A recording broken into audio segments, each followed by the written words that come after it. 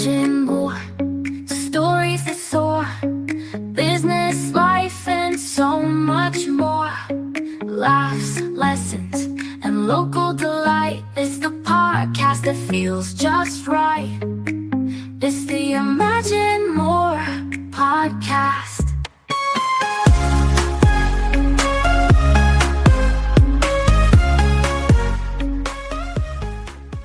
Hello, everyone, and welcome to the Imagine More podcast, where we introduce you to the incredible people, businesses, nonprofits, and community leaders who make Moore County such a wonderful place to live, work, and play. I'm your host, Rose Young. Today's guest is someone many of you know through his work in our community, but perhaps not everyone knows the story behind the man. Jeff Hutchins has spent a lifetime serving others, from working in long-term care to leading Penick Village through the years of growth and transformation. Did I say Penick correctly? You did. Okay, good. To helping leaders and organizations find clarity through Hutchins Advisory Services. Jeff has dedicated his career to helping people move forward with purpose. He's also a husband, father of 4, community volunteer, outdoor adventurer, and someone who believes that good leadership begins with listening. Jeff, welcome to the podcast. Thank you, Rose. I have to tell you, when I started reading through your background, I was amazed at the number of roles you've held over the years. And even knowing you, I didn't know even half of these things. So let's see. You've been a nursing assistant, social worker, activities director, executive director, CEO, leadership coach, consultant, and community volunteer. What really struck me is that no matter what title you held, the common thread seems to be serving people. Yeah, it's been a real blessing and opportunity. And honestly, probably got that from my parents and just kind of instilled at a young age. Oh, yeah. How so? You know, I think my first job was newspaper, delivering newspapers. Yeah. That's not on the resume anymore and mowing lawns. Yeah. But it's just the opportunity to kind of help a neighbor and do those kind of things. But I always saw my parents doing that along the way. Really? And you think that's what led you towards social work and serving others? Yeah, I think, what led to social work, this is true confession, is I'd started in mechanical engineering. And the joke is at Georgia Tech, my wife was my major. And we were either on one dean's list or the other. And so true confession, I left Georgia Tech probably just before they asked me to leave.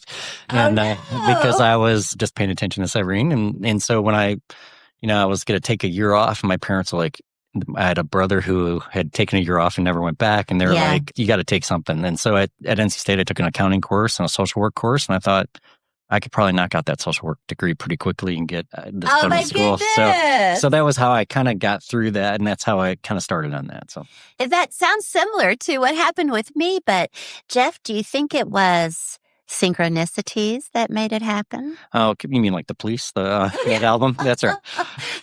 No, I mean like that's what was meant to be. I think so. Well, I actually, when I was 16, I was working in a nursing home, and I thought, I think I want to be a nursing home administrator. My parents are like, and with best intentions, like, you're good at math, you need to be an engineer. I'm like, okay, all right. So that's how I started in mechanical engineering. So I'm probably one of the few social workers with calculus as an elective. Yeah.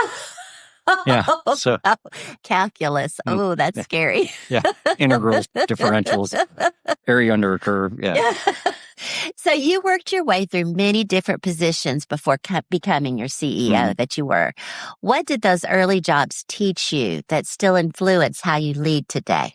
I think it was really those who were doing the hands-on care that made such a significant difference in people's lives. And then also seeing, I think working the floor is where I really learned, in sickness and health. I think about Mrs. Bowman visiting her husband. He had something happen where he was bedbound, and we turned and positioned him every 2 hours, and he was tube fed. And she visited him every day for 10 years and probably missed 10 days due to snow. So thinking about in sickness and health, right? Right. And then also I had this opportunity for these coworkers who were about 10 years older than I were. So they were in their early 20s. I was 16. They kind of all took me under their wings, and they had all done what I'd done, and then they grew up to be nurses, nursing home administrators, and they were kind of leading the charge at this place. Yeah. So I thought, I think I could help in this field, but this seems Yeah. like they could be, the places might be a little better than what I was experiencing. And so that's kind of where I got passionate for. And the residents and their stories were amazing. And so it's just kind of Yeah. a interesting passion and just really amazing people who were at a unique stage of life. And I learned probably more from them than, I probably ever helped them. It was amazing. Really? Yeah. So did you sit and listen to them and let them talk and tell you stories? When I first started working there, it was funny. It was like residents could smoke in the dining room. Oh, right? gosh. Yeah. Yes. Okay. So like Before it was bad for you. yeah, right? yeah. Oh my gosh. Like if you took the clock off the wall in the break room, like you could see exactly where it was. I mean, yeah, it was, well, it was North Carolina in the 80s. And so it was but like I would sit, like after you get everyone kind of settled for the night, I worked second shift. And so around 9 o'clock, there'd be like one or two residents kind of hanging out at like watching TV in the dining room, and they wanted to smoke their cigarettes. And so I'd be, I guess, secondhand smoking with them and just hanging out. Really? So, yeah. Oh, Until that's cool, last Jeff. rounds. Yeah. That's a tough job. I mean, that's not for everyone. I learned a lot. Actually, Rose, the first day, someone pooped on me. Like the very first day. No. The entire staff. I can remember Ron. No. There was a guy named Ron and like the nurses, and they're like, he's not coming back. And I showed up the next day and they And were you really came. surprised. And you were only 16. Oh my gosh, I don't know if I'd come back. Yeah. Yeah. It was the only time the resident smiled. Oh, no. Yeah. So, Well, at least you got him to smile. yeah, that's right. I got him to smile, and I thought, that's kind of taught me like, how do you, what's important? Okay, he's smiling. So, was there a person or experience early in your career that helped shape the leader you've become? I think there are, like in various stages. I had at NC State, like when I started working at a nursing home there, Jan here was just amazing to kind of take me under her wing. She was the social worker there and just kind of was a partner as I kind of went through that part of school. And then there was a gentleman named David Piner who recently passed away, who just really took me under his wing. And he's probably 17, 18 years older than I am. And so he was a director of a retirement community in Winston-Salem and just kind of took me under his wing and just helped me and like would send me things from policy to have me, show up on his doorstep and tell me how to prioritize things but just a spirit, funny, joyful. And also the biggest thing he gave me, and another friend of mine who was a director of a place in Charlotte, he gave us permission to say, be yourself. Yeah. Be yourself and format the place that, works for you, but make sure it works for the residents too. And the staff and everybody. So that was a real gift that he gave. And honestly, I've talked to him even about some of the gigs that I've had post long-term care. And he's been great on that. Yeah. So he was an artist. He performed in plays and he was, oh my gosh, he was so much fun. And he could do any voices and oh my goodness. Oh, really? So, yeah, very, very fun. So what advice would you give someone who is early in their career and hopes to become a leader someday? I think the advice I would give is that learning to filter the noise. There's a lot of information coming at you when you're in a leadership role. And people are focused on their priorities as they should be. But I would say the advice that I got is like, when you're the leadership position, you're conducting the orchestra. So that means that you might know how to play some of the instruments, but you probably shouldn't be playing the instruments. You got to trust your people to do that and lead their sections. Right. And then, so you might have to work with that section for a little bit, but you got to trust your leaders. And, and I think that when you're a young leader, you think I've got to be able to do everything. You're like, no, I got to find the people who do the right things. And then I know I fell into that trap. But I think you're the conductor of the orchestra. So you have certain responsibilities and the people who play the instruments have a different set of responsibilities. Right. And then you got like the audience who are like, we want you to play this song, but you're like, but that's not the song that serves the greater good of the organization. So you got to kind of work your way through that. So I think just understanding that your job is to move the organization forward, set timelines, follow through on those timelines, but really, really make sure you find the people who can meet the mission or the vision well and help them do what they're supposed to do. Yeah. And I know that you always say, leave it a little bit better than you found it. Yeah. Yeah. Yeah. So one of the things I admire most about your career is that you didn't just manage the organizations. You actually helped transform organizations, Jeff. Well, I think you're being really generous. I think there are a group of people who are helping that make that happen. And so I got to be a lucky part of that. Yeah, I've been able to be part of a few organizations that, from Penick Village to a church to, another organization that kind of needed a little bit of help turning around. But it was really just an opportunity to connect with the great people and everybody kind of working together and keeping focused and seeing if we can make the place hum. And then, the next generation is working right now, like to make it sing really beautifully. So it's really kind of fun. I love your musical analogies. Yeah. Well, that was also training from a mentor. Oh, really? Yeah. So you led Penick Village for nearly 20 years. Is that right? I worked there for a year and then I was for 19. Okay. And helped guide tremendous growth and transformation. What accomplishments are you most proud of from that chapter of your life?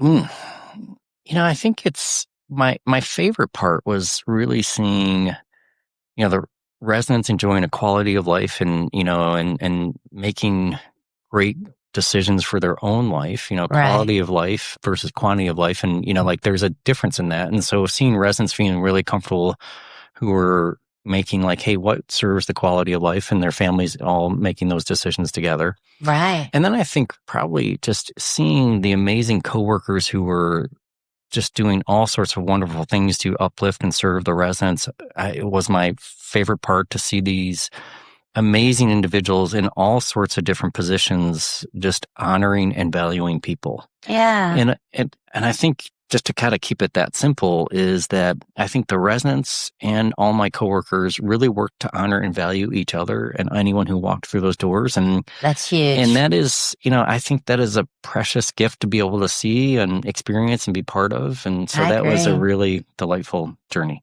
Yeah. Well, I know that you often talk about mission and vision and culture. What are those things so important to an organization's success? Why are those things so important? I think there's some, I also would add in why, why is a place there? Right. Why do we do what we do? And then I think that then there's the mission is how, what do you do? And then the vision is kind of where you're going. And I think from what I understand about vision is you're probably never going to get there. You're always going to be kind of striving. I just think about in marriage, right? For severing my responsibilities to honor and cherish, that's not a one day thing. That's that's right. That's like a vision. Okay, that's a long term, and she would appreciate that probably too, right? So it's that's right. So that vision, and then the mission is, I think it kind of keeps you centered, right? It's analogy that I used to and still do is I draw like a little sailboat for people, and I think that center board is where your mission and your vision and your values are, because the center board makes sure you don't drift. Okay. And it's drift from your mission or drift from who you're supposed to be or what your organization is supposed to be. Yeah. The sail, the rudder where you steer, those are economic times, those are, conditions of the world, whatever the case may be, or things that come and go. Right. But that mission and vision kind of makes sure that you don't drift from what your main purpose of your organization. Oh, yeah. So. Nice. Many of our listeners serve on nonprofit boards, lead businesses, or volunteer in their community. What's one leadership lesson that applies to all of them? Buy blueberries from. I've been hearing lots of blueberry things. Kiwanis just had their blueberry sale. If you didn't buy blueberries, I'll get you next year. Yeah, it's as I powered through a pack the other day. How do you keep it as simple as you possibly can? Yeah. Yeah. I think it simple. Yeah. And it's, and I realize that I have complex things that probably shouldn't have been. And I think that but the older I get, the more I think about how do we simplify what's the most important thing. Like if there's a meeting that you're having, just 2 to 3 things on the agenda. Right. I think it seems to me that everyone in society is a little bit overwhelmed with all the information that's kind of coming at them. Right. So how do you keep it simple? What are the main purposes that you're trying to accomplish? Hey, here are the 3 goals that we want to discuss and just describe what a successful outcome looks like.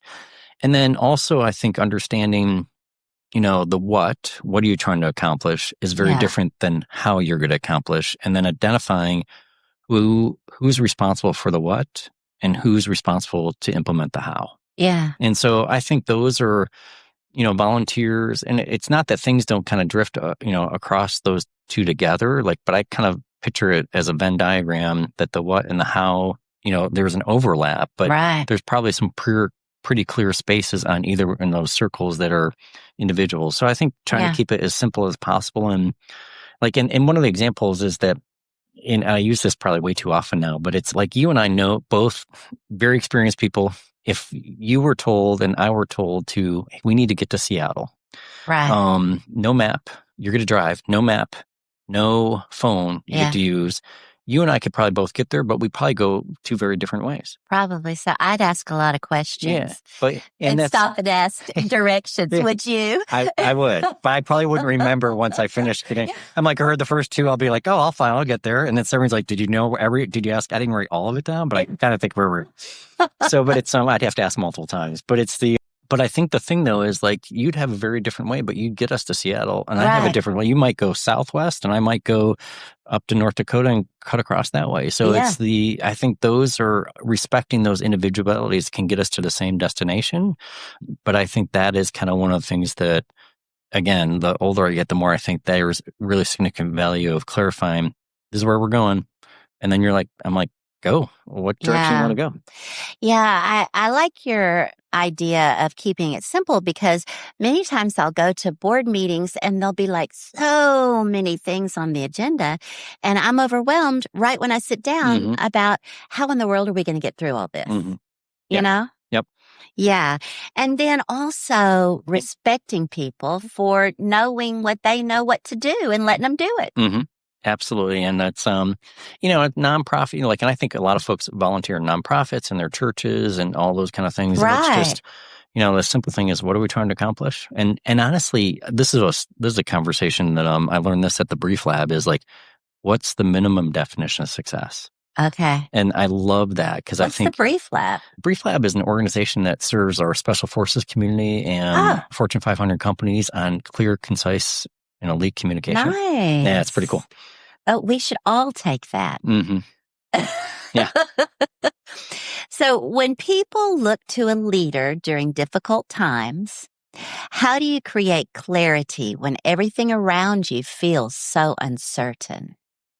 I think it is one step at a time.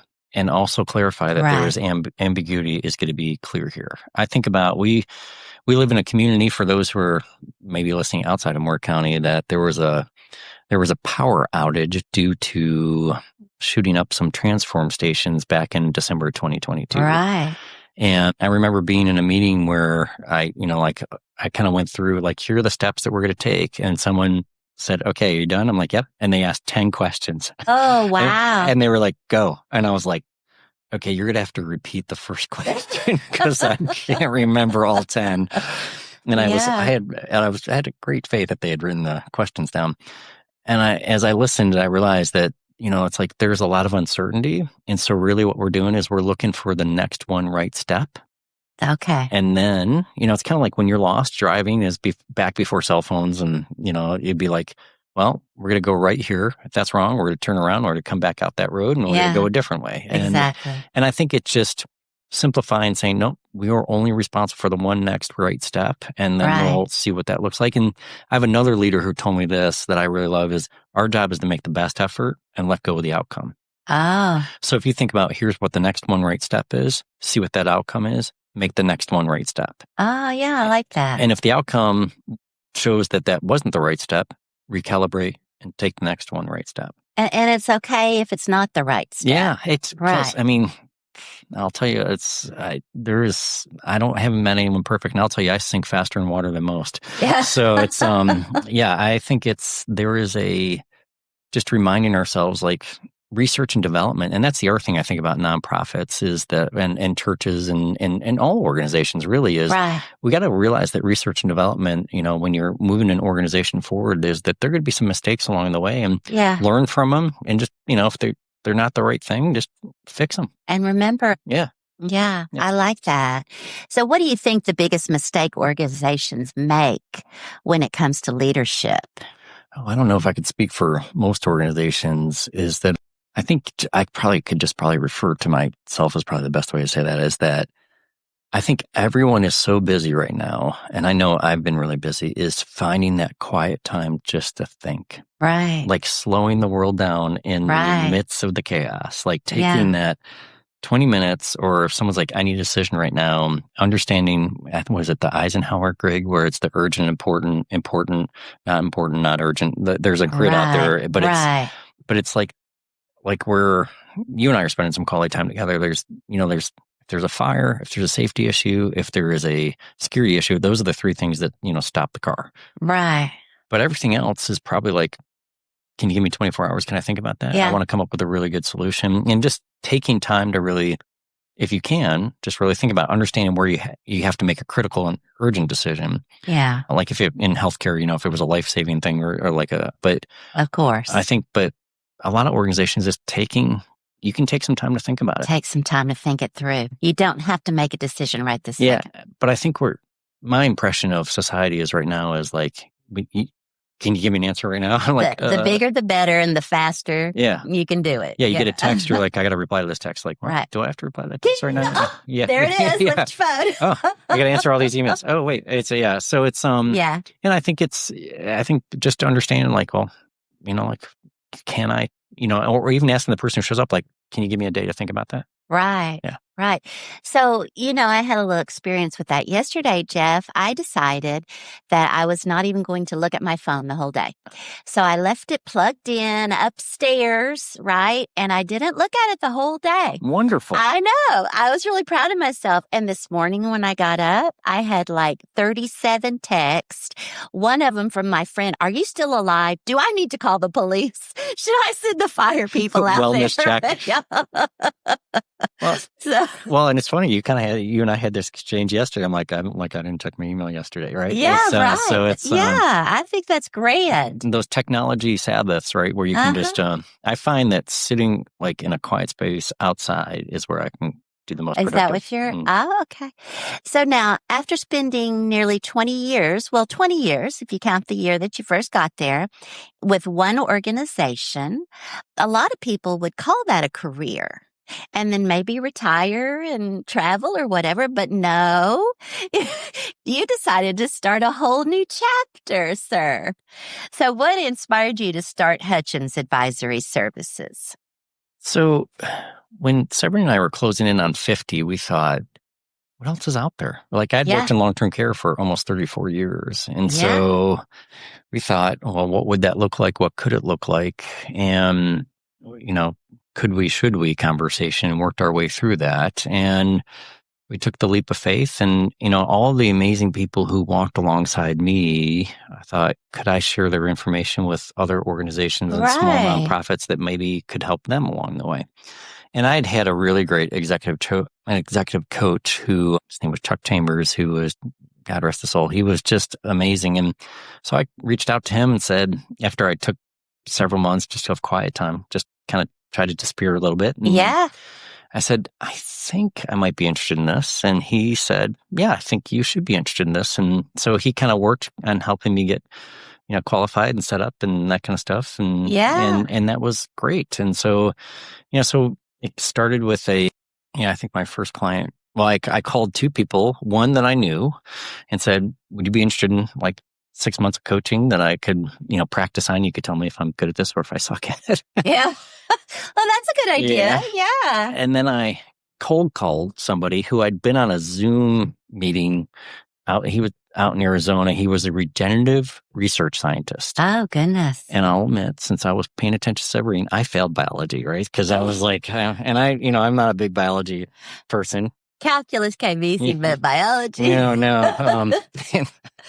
Her undergraduate was in biology. So it's like, so she likes anyway. But well, then you're a good match. Yeah. Uh-huh. She enjoys dissecting things. I'm like, let me dissect a balance sheet. But she is So anyway, I called and left a message, and I was like, this guy's never calling me back. I don't know right. anything about someone who runs a lab and, works at a, world-renowned research clinic. And I was like, and then someone called me and said, hey, this guy's asking for your number. And I worked with him for about 6 months, and then they actually both ended up hiring me. And that's how I kind of got started. Very cool. Yeah. I love how you got started. Yeah. So you help leaders and organizations find clarity, purpose, and direction. Why do you think so many people struggle with those things? I think they all have the ability to do it well. I think they're just really distracted. Yeah. I think they're just with so many demands, some that are legit and some that are perceived. Yeah. Kind of how do you quiet out the noise and say, what is the most important thing that we work on and that we need to work on today or, this week, and trying to focus on, I've heard it this, if nothing else today, like I've got to do this, right? Understand, Right. like, how do you create those priorities? And then I try to keep it to a minimum of like, what are the 3 or 4 main things that you want to accomplish? And I used to, before I went into board meetings, I used to ask the team, I'm like, okay, if you wanted the board members to walk out with one thing, what's the one thing you want them to walk out with? Yeah. Because they're all busy. Oh, yeah. Yeah. And then like, if you're lucky enough to get a second one, what would it be? So focus your presentation on that. I love that. Yeah. I'm going to use that with my Kiwanis. Yeah. That's a good idea. Do you have trouble with people on their phone during board meetings? How about this? Is kind of funny. I remember the first resident who answered her cell phone in the middle of a town hall meeting. Oh, no. I also remember seeing the first resident standing outside a building on his cell phone. Really? Yeah, some of those transitional moments and that kind of thing where you're like, oh, it's shifting. These times are starting to shift. Oh, and, gosh. Yeah, and so I think everyone's still distracted by their phones. I know I am at times distracted by my phones. Yes. Yeah, So, absolutely. yeah. I try so hard not to immediately, when I'm driving, I hear a ding. And it's like, oh my gosh, I've got to look. Who is it? Oh no. And I try so hard not to look, but sometimes I do. I don't text and drive, but sometimes I do look. You could ask some people I've made them take vows never to text and drive. Really? It's like, I swear that I will never text. I might need to take that. Yeah. Well, it's pretty, yeah. It's very, very dangerous. Yeah. Yes, absolutely dangerous. You've spent much of your career helping leaders and others find their mission. How did you find yours? That's a great question. I think it took me a while. I mean, I bet you I was in my 40s where I really kind of understood about how I wanted to, and I use these terms when I describe what brought me joy. I think it was just, I was in my mid to late 40s and I was thinking about what do I really enjoy seeing and what helping people and serving, what's the best way? And it's really to honor and value people where they are. Yeah. Yeah, it's kind of where I thought about it. And it's, okay. So that's kind of, I've heard you say that before. yeah. So that's kind of just what I think about it. It's whether it's, and sometimes I hit the mark, sometimes I don't. Yeah. Yeah.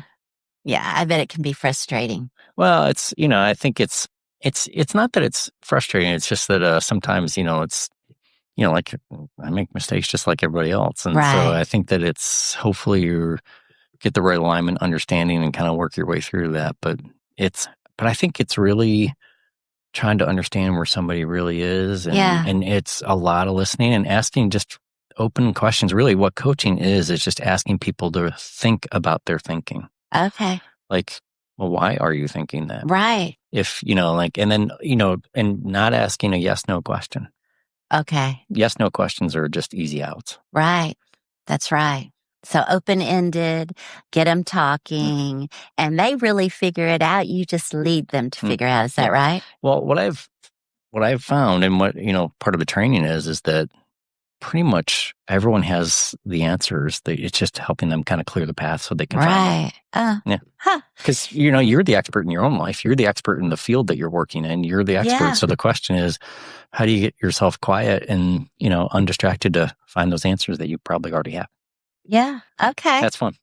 So for someone listening today who feels stuck, overwhelmed, or uncertain about their next step, what advice would you give them?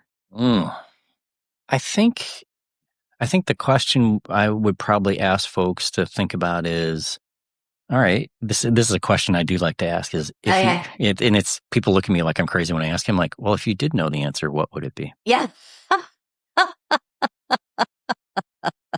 I'm sure you get some question mark looks. I do.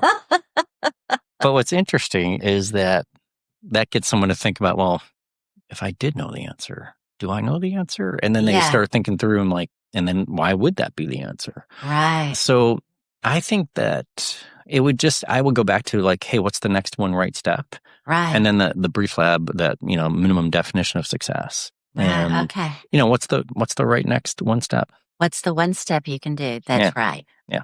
And then if it's wrong? Yeah.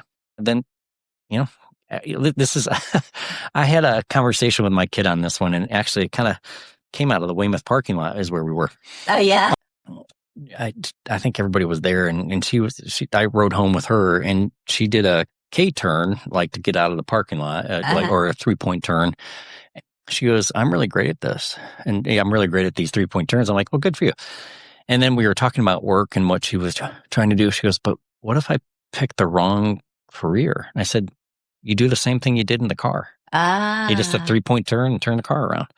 And I said, and if it's snowing, it's stuck, you get some other people to help you shovel you out and you do the same thing. But it's if you can turn this around, you can turn most things around. All right. So what is the 3-point turn? It's if you're like in driver's ed, I think, or driver's ed, in your driver's test, when you're in a 2-lane road and they make you turn around. So it's like 1, 2, 3, like you pull like towards the other lane. Okay. Then you back up while turning. And then the third point is that you're going the opposite direction. Okay. Yeah. All right. It's probably better than a bootleg turn, which is you Which just pull is? up the emergency brake and spin the car around. Yeah. Which I'm not saying I've ever done that. Uh-oh.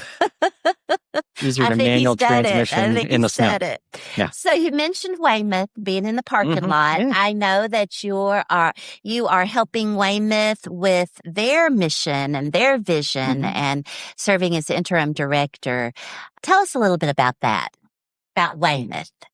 Weymouth is an arts and humanities center that creates community. And so they have 3 areas of focus that I really have just enjoyed is literary. So they have this writers in residency program, which is just phenomenal, where folks, I just actually talked to someone this morning who is from California, who is there working on their writing, and they have 8 spots. And so they can have, 400 weeks of residencies, and lots of different people can come in. So they could have 400 different writers throughout the year. And that's something. And it's people who have been on the New York Times bestseller to a variety of different things. So it's a really phenomenal program, and it's an affordable program where someone who might just be getting started out, but they have to be published. And so it's just I hadn't had a lot of exposure to it, but I find this just an absolutely amazing part of the mission that really serves this writing community. And for someone who really likes to read, it's been a new kind of makes me enjoy my reading even more, thinking about the process of what these folks are going through. Yeah. And then there was this really powerful moment when we were fortunate enough to have writers read from their own works. Like they talk about their book. I love that. Yeah. Because they know it so well, and they're reading it the way that they thought it was going to be read. And so I found that extremely fascinating. So the writers program has just been phenomenal. And then we have like this access to and preservation of these historic buildings and grounds. So built in the I think one of the buildings was built in 1916, one was built in the 20s, and it's on 26 acres, and it is these beautiful homes that kind of preserve the history, but it's also just interesting to kind of see, like something that's 100 years old, and which is probably not old compared to Europe standards, but it's for those of us who probably hadn't had a lot of time in some of these, right? So it's a really beautiful place, and it also has so it has this historic home that people get to kind of tour through and enjoy. But we also rent it, so there's weddings, so access to, so the weddings. It's a lovely wedding venue. Yes, there was a beautiful wedding there over the weekend. Yeah, and then there is, other organizations rent it and use it, and then there's just the history of the Boyd family that there's horses, hounds, like I have participated in those things in the equestrian program. I had cats and other weird animals like Right. the kids, lizards and birds, and No horses. horses are slightly bigger. Slightly. Slightly, yes. And, so there's this amazing thing. And then we have this equestrian program that teaches kids, and some kids who might not have the opportunity, like at the Boys and Girls Club, that, with a sport that's really expensive, but it's the opportunity to kind of, learn responsibility, team responsibility, self-responsibility, community responsibility. Taking care of a horse takes a lot of work. Riding a horse. A lot of work. Yeah. And I've ridden a horse, and I have to admit, I'm skittish on a horse, which means if I'm skittish, the horse is probably skittish, right? Right. They do feel your emotions. Yeah. And these kids are getting this confidence, and it is amazing to see these young people build this confidence and have this responsibility and take ownership, which is, I think, just a life skill that will help them their entire life, which is amazing. I totally agree with that. Yeah, so which is a lot of fun. And so, I think Weymouth is a gift to our community. It's on 26 acres. Folks walk through there. It connects to the state park behind it, so folks can kind of connect to the trails and see a champion tree and the world's oldest longleaf pine. Right. And there is it's just a beautiful part of our community. And and we also have these amazing group of volunteers called dirt gardeners, who the gardens are heavenly, in the ponds. I could just sit by forever and just listen. amazing. Yeah. It's volunteers that do all that. Yeah. And then if you want to see really giant bullfrogs, and a lot of tadpoles, big giant grandpa fish. Yes. Yeah. So it's, but it's really a neat place. And if you like to read and sit by a pond, that'd be a great place to do it too. And then one other thing, I missed this on the literary part, but it's, we have the North Carolina Literary Hall of Fame. That's also. right. And I would say that was kind of a secret that until I really kind of start to understand that, that might be a Moore County secret that we've got to get out a little bit more. Right. And so come on by. Yeah. Go see the Weymouth. Go see the Literary Hall of Fame. Yeah, it is really great. When are they open, Jeff? They're open from 10 to 4, and I would like to kind of talk about our new hours. Yes, please. So, starting July 16th, it's going to be Thursday, Friday, Saturday. We wanted to switch it so that people because most folks are working through Monday through Friday, right, so we're like, how do we get folks on Saturday? We kind of tracked our numbers a little bit, and we think Thursday, Friday, Saturday gives folks the opportunity to kind of scoot through it at better times for them and families and that kind of thing. So that's kind of what we're shooting for. Oh, I love that. So Thursday, Fridays, and Saturdays from 10 to 4, you said? Starting on July 16th. Okay, so you should go and check it out. What about the music? I know there's music. Don't forget that. There is. And actually, we have the Come Sunday Jazz. We have a chamber series.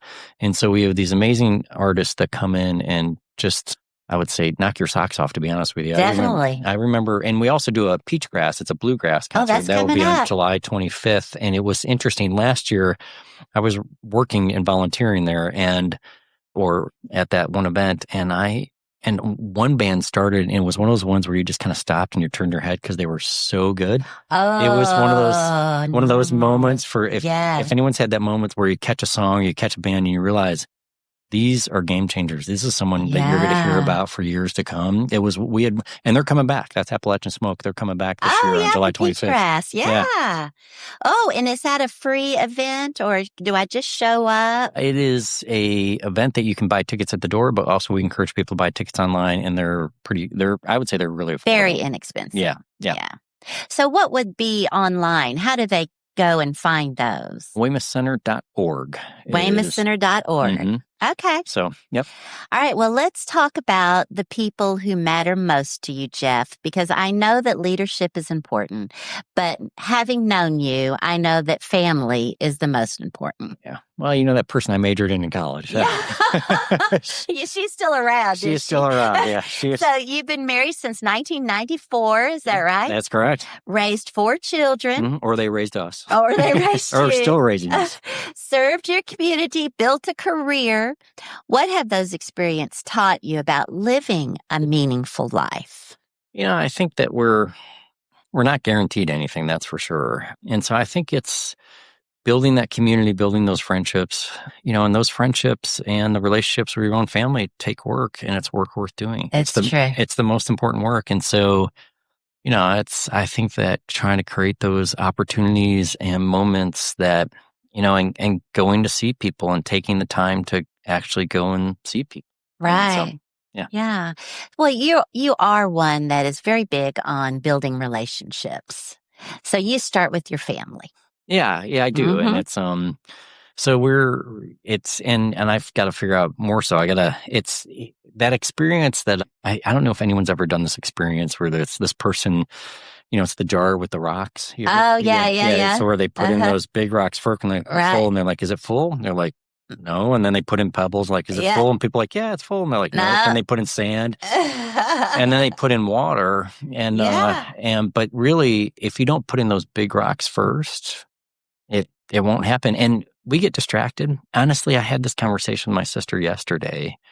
Even in tough times, like what we were talking about is she knows someone who they lost their first child, like when the child was 5, like woke up one day and said, Mom, I can't see. And it turned out it was an inoperable brain tumor, if I understand. And even they lost that child and were fortunate enough to have 2 more after that. But one of the things that she even said is, even after that, she goes, I know that we talk about and say, we're going to take every moment, we're going to be every moment of life is going to be precious. Right. But I don't. Yeah. Like we get distracted. And so it's making, that has sat with me obviously for the last 24 hours, but it is just making sure. So sad. But it's also, I appreciated the honesty of someone who has gone through probably the most difficult thing and said, horrific. And we still forget. Like, I think, I find it interesting. I've heard this and I think I read this in a book, but there's only one commandment that says remember. Oh, yeah? It says remember the Sabbath. Remember the Sabbath. And I think it's a reminder for us people that we need to remember to slow down. That's right. As opposed to all those thou shalt nots, it's like I like that. I do think about that word remember because I can get distracted with whatever's going on and like, oh wait, I need to go see these kids. When's the next time on the schedule, or when's the next time I go see these folks and that kind of stuff. Huh. So when all is said and done, talking about legacy, what do you hope your children, colleagues, and community remember most about you? Oh gosh. I don't know if I need folks to remember stuff about me. I think it's more that I would hope that they remember stuff about themselves versus me. That like if I were fortunate enough to have them remember something about themselves that they might have forgotten, I'd feel better about that. Yeah, maybe how you made them feel. Sure. Okay. Yeah. Yeah. Sure. I'll take that. All right. So before I let you go, we'll do a rapid fire round. Oh, all right. So I'm just going to throw out some questions real quick. All right. And no thinking. This is like speed run. That's right. With a speed run, this is the kids say. Exactly. Okay. Mountains or beach? Mountains. Coffee or tea? Coffee. Favorite place you've ever hiked? Adirondacks. Oh. One word your family would use to describe you? Probably goofball. Yeah. Best advice you've ever received? Probably it's okay. I love that advice. That is good advice. Yeah. A book everyone should read. Ruthless Elimination of Hurry by John Mark Comer. Ooh, I need a good book to read. Say that again. Ruthless Elimination of Hurry by John Mark Comer. Favorite way to spend a Saturday? With Severine. Okay, Jeff, everyone on the Imagine More podcast gets their own jingle. Here's yours. When the road seems hard to see, Jeff Hutchins brings clarity. Purpose, mission, guiding you, helping leaders see it through. Rose, you are amazing. And what a gift that you have to spoil not just me, but all your guests, but all your listeners too. So that is delightful. Thank you, Thank Jeff. you. Thank you. So if someone would like to connect with you, learn more about Hutchins Advisory Services, or simply continue this conversation, what's the best way to get in touch? I would think at the info@hutchinsadvisory.com. There's an email address and there's a website at hutchinsadvisory.com. So you can read through that. And then, you can, if you know Rose, you can call her. She can give you my number but we can connect that way. But yeah, I'm around. Okay, perfect. And we'll put the website URL in the podcast description. If there's one thing you'd like our listeners to remember, there's the word remember, about leadership, purpose, and creating a meaningful life, what would it be? It is work worth doing, and prioritize it. Prioritize it. Yeah. I just told you I like how you do your priorities. Yeah. Thank you. That's lovely. So this has been such an enjoyable conversation. One thing I've noticed throughout your story is that whether you were serving residents, leading organizations, coaching leaders, volunteering, or raising a family, you've always focused on helping people move forward. Thank you, Rose. It's, honestly, it's been a gift. I feel like it's just, all these folks are amazing. Everyone is creative, resourceful, and whole, and it's been a gift, and they've shared a lot with me. So it's really been great. So I think that's something our listeners can learn from. Just, what do you say? Leave it just a little. Say it. Just leave it a little better and you found it. He says that a lot. Thank you for sharing your story, your wisdom, and your heart with us today. Thank you for joining us for another episode of the Imagine More podcast. My guest today has been Jeff Hutchins of Hutchins Advisory Services. Imagine finding clarity when life feels uncertain. Imagine living a life filled with purpose and meaning. And as always, keep imagining more. Imagine more stories that soar, business, life, and so much more. Laughs, lessons, and local delight. It's the podcast that feels just right. It's the Imagine More podcast.